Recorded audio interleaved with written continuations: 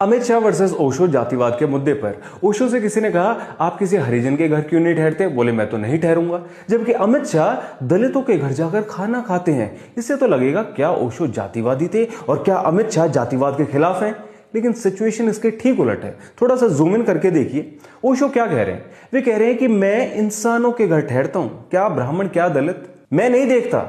जो लोग ये जात पात के बंधन तोड़ चुके हैं, मैं उन इंसानों के घर ठहरता हूं।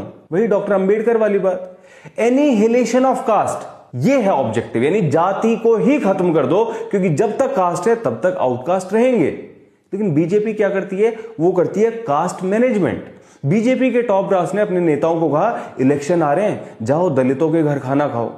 दलितों को अपने घर नहीं बुलाएंगे, अपनी डाइनिंग टेबल पर बैठकर खाने के लिए उनके घर जाएंगे। लेकिन चलो ठीक है, अब कुछ बीजेपी नेता ये एक्टिंग भी नहीं कर पाए, वे अपना खाना बाहर से ही ले गए। और जिन्होंने खाया भी, वे क्या जातिवाद के खिलाफ है? नहीं।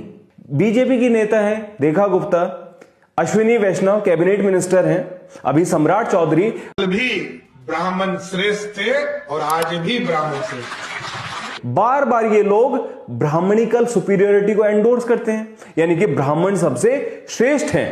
इस विचार पर ठप्पा लगाते हैं।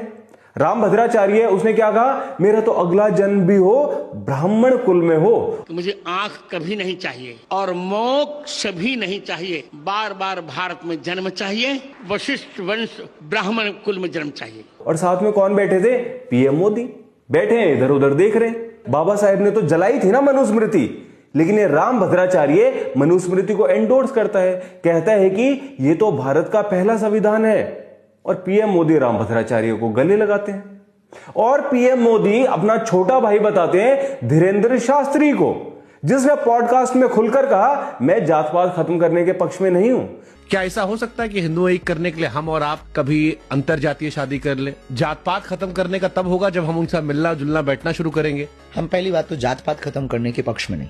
अब भी आपको नहीं दिख रहा क्या कि इनको जातिवाद खत्म नहीं करना है, इनको कास्ट मैनेजमेंट करनी है ताकि कास्टिज्म को बचाए रखा जा सके।